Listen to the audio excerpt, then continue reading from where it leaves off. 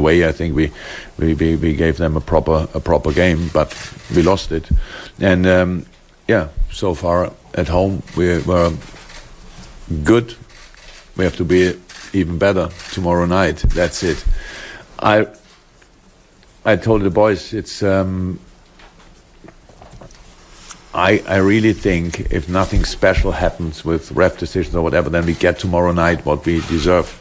And the only way to make that sure is that we really perform on our highest level in the two big parts of the game,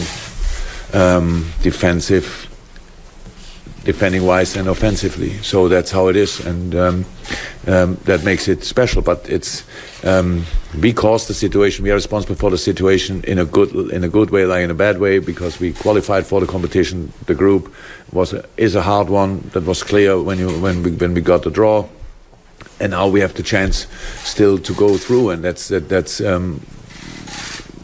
pretty special after the campaign we played so far. And now we have to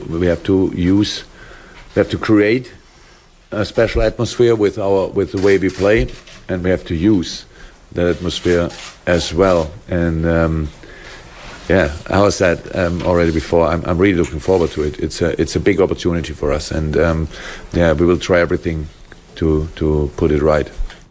Liverpool unbeaten in 18 European matches at Anfield. They've won 13, drawn 5, lost none. Napoli in their last 6 away matches have won none, drawn 2, lost 4, although they could lose 2-1 tonight and be just fine, so those stats only significant up to a point. The Liverpool team news, if you weren't listening earlier on: Alisson in goal, Trent Alexander-Arnold and Robertson are the full-backs. It's Matip and Van Dijk. And then the midfield three is Wijnaldum, Jordan Henderson and James Milner. So Wijnaldum, Jordan Henderson, James Milner. They have Keita and Fabinho on the bench. And then the front three is Mo Salah, Firmino and Mane. Mo Salah's got his mojo back a little bit. Hat-trick at the weekend, looking better? Oh yeah, without a doubt. Yeah, that's probably, again, I imagine the majority of fans will have a go into this evening's game with a reasonable amount of confidence. The form of that front three was questioned at the start of the season, maybe understandably so. A little bit of a drop off. The level they were playing at last season, Joe, was pretty much extraordinary on a consistent basis, week in, week out. The goals they were scoring, the combination play, how hard they were working out possession of the football as well was pretty phenomenal. So almost understandable off the back of a World Cup as well. That little bit of a drop off start of the season, but looks as if they're slowly found their rhythm. Even Firmino? Possibly not. No, Firmino. Salah definitely. Firmino probably a little bit more to come. Firmino, I look at him a little bit differently to the other two, because I think his value to the team is not really measured in terms of goals so much as opposed to Salah or Mane. Just in terms of like his combination play, his movement, just the intelligence he plays, how he links things up in that central area of the pitch coming off the front. And you're talking about work rate. I mean, he's of the three, not just his work rate, he's clever. He knows when to press, when and where. Angle of approach is always right, makes good decisions. So really intelligent player in and out of possession of football. That's why Klopp rates him so highly, and that's the biggest. Liverpool are going to go through tonight. You'd imagine it'll be because of those front three having one of those evenings where literally Napoli couldn't handle them. But it's not a foregone conclusion, because, like I said, I'm a big fan of this Napoli team. Pretty much the same personnel as we saw last year on the Saturday. Interesting watching this evening again, just to see how the style of play has changed under Ancelotti. Wouldn't have changed too much. He's a clever manager, Ancelotti, so wouldn't have changed too much when he went in there. But just little comments I've listened to from one or two of the players, just saying just little slight tweaks that he's made in terms of the style of play. Saturday, as we've seen at Chelsea, we know how he likes to play from back to front through the thirds, short passing. I think Ancelotti, you might see it maybe a little bit more direct back to front, a little bit earlier at times, not as much maybe rotation ahead of the ball as we saw on the Saturday, but still a very dangerous team. Yeah. Do you expect Liverpool to come out and manically press Napoli the way we've seen them do a bit last year? They haven't done it as much this season. No, I think generally they do.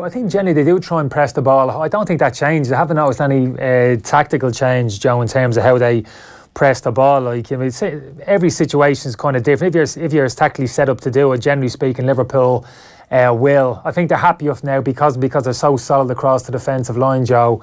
Yeah. I think they're more comfortable now, maybe dropping off 20, 30 yards, even into their own half at times, because they're confident now they can soak up a little bit pressure even in their own half of the pitch and go and counter teams and use that pace of Mane and Salah in particular on the counter attack. But like I said, because of those slight frailties which we've seen this season in that central midfield area, and they haven't got their preferred partnership of Gomez and Van Dijk at centre half. For me, like you were saying, the best tactic for me is to go at Napoli high up the pitch and put the press on high up the pitch. Yeah. Because I'll be a little bit worried the quality of their combination play Napoli in the Liverpool half of the pitch. I think they can open Liverpool up if they get enough possession in the Liverpool half. Yeah, well, this game gets very interesting as the clock changes. The importance of a goal either way becomes huge. If it's 0-0 and Liverpool reach the last 40, 50 minutes, then they'll suddenly have to be very worried about conceding one. They'll have to be very careful then. Maybe they come out and score 2 or 3 early on and it's a different game.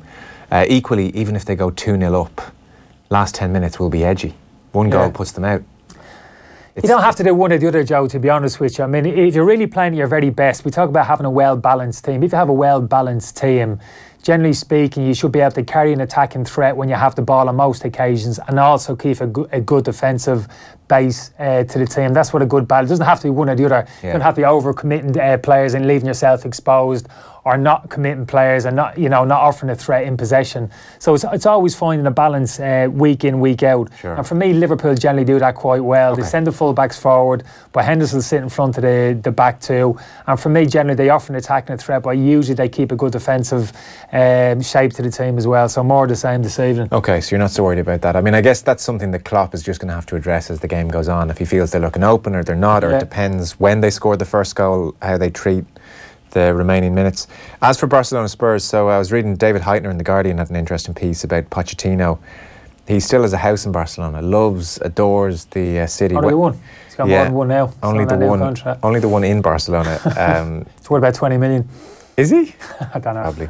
He first moved there as a 22-year-old, Pochettino, in '94 when he joined Espanyol, and he still goes back all the time, so he's in familiar surrounds. As I said, Spurs need to better the Inter Milan result in the San Siro or equal it. So we can assume Inter will win against PSV at home. If we're talking about Liverpool's home form, Barcelona's is at a different level. In their last 28 home Champions League games, they've won 26 and drawn 2. No defeats. That's gone back 5 years since they were last beaten at home. What kind of a message do you think it sends out that they've left Messi and Suarez out? Even to their own team. Do you think that, I mean, that is a really good development for Spurs here, isn't it? Massive. Yeah, it can only help without a doubt. Suarez maybe not so much, but Messi... He hates being rested. Like, it's a big thing to leave Messi out of a game. Yeah, it is, but I think it's... I can understand that Messi's getting to an age now, and even Ronaldo, we saw with Zidane during his time at the Bernabeu in terms, it's just been a little bit more selective in terms of minutes on the football pitch. And I think there was quotes from Ronaldo to say, well, although he didn't like it, he understood it and actually appreciated it, and he found the benefit of it. Messi's maybe a different type of player in terms of how he expends energy to Ronaldo, but I think generally speaking the same principle applies. But certainly as a Tottenham player, as good as Tottenham are and as much confidence as they'll have in their own ability to go there and get a result, to walk into that dressing room this evening and see Lionel Messi, it's one of those things where you don't even have to say it. When everybody sees that team sheet, immediately it'll register with everybody, and that kind of maybe that little bit of a sense of, you know what, this is going to be our night. Yeah. I'm sure they'll be positive going into the game, but when things like that happen, it just seems to cement that kind of growing realisation that it really could be our night. There's also Busquets on the bench. There's also Piqué on the bench.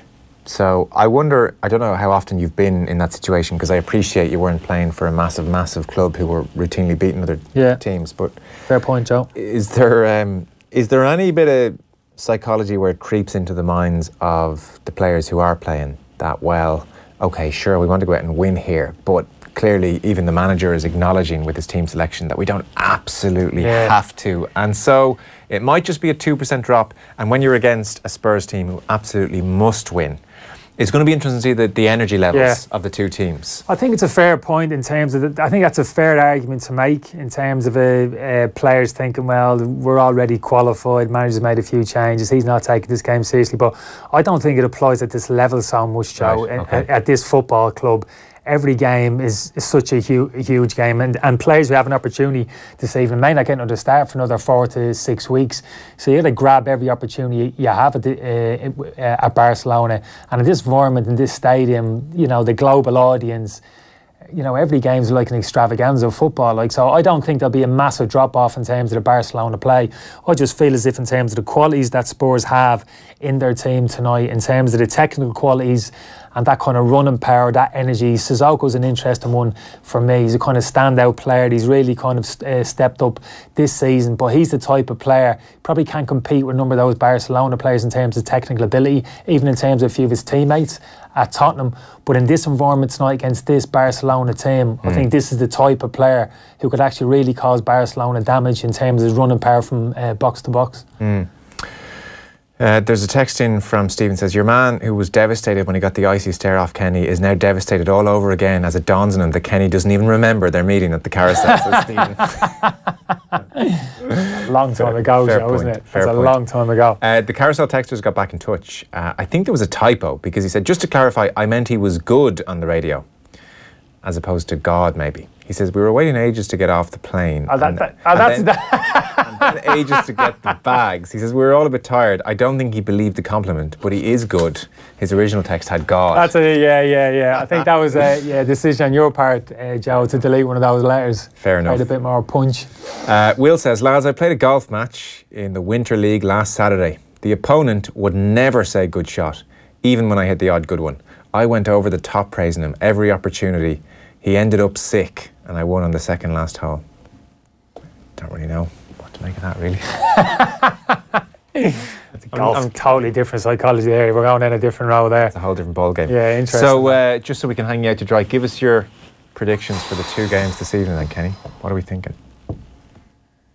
I fancy Spurs.